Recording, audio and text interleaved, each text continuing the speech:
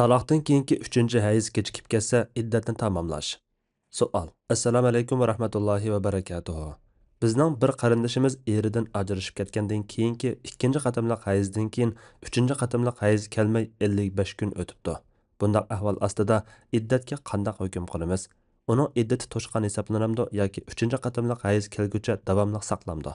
Bizga mushu to'g'risida tushuncha berib, bu ishni qanday bir taraf qilishimizga yordam qilishingizni umid qilamiz.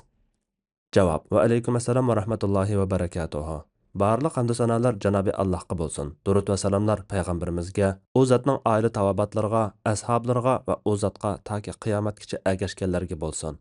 Hayz ko'radigan ayol taloq qilingan ahvolda iddati to'liq 3 hayz bo'ladi. Kun yoki oy bilan hisoblanmaydi. Alloh taolo Qur'on Karimda taloq qilingan ayollar 3 hayz kutib turadi degan.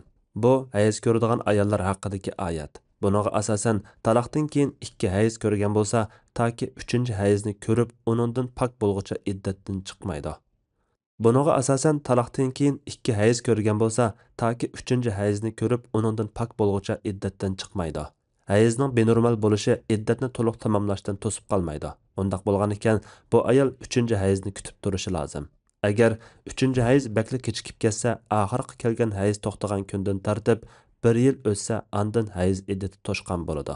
Bir kishi ayolini taloq qilib, 1 yoki 2 qatim hayz ko'rgandan keyin hayz kelmay qolgan ayol to'g'risida Umar roziyallohu anhu 9 oy saqlab o'ltirdi. Agar bu muddat ichida homildorligi ayon bo'lmasa, 3 oy iddat tutadi.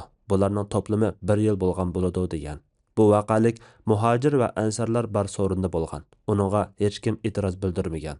Yana boshqa olimlar umrining oxirigacha toki hayz ko'rguncha kutib turdi deb qaragan bo'lsa-mu, iddati uzrab ketsa, argimi, ayolg'imi nurg'un ziyon keltirib chiqaradigan bo'lg'achqa, shundaqla Hazrati Umarning pichib qo'ygani bir xil ijmo bo'lg'achqa, keyingi olimlarning qarishiga qaraganda oldingi olimlarning qarishi eng muvofiq. Yuqorqilarga binoan bu ayol 3-chi hayzni ko'rmagan ahvolda texi iddat ichida bo'lgan bo'ladi. Agar taloq raj'iy taloq bo'lgan bo'lsa, bu muddatda eri xolisa amriga qaytarib olaydi. Bu iddat ichida boshqa hech kim u ayol bilan to'y qilish uchun ya ochiq ya yapti so'z ochsa bo'lmaydi. Alloh eng to'g'risini bilguchidir. Fatvoda Doktor Abdul Aziz rahmatulloh. Fatvolar majmuasi 1-tom, 105-nomborliq fatvo.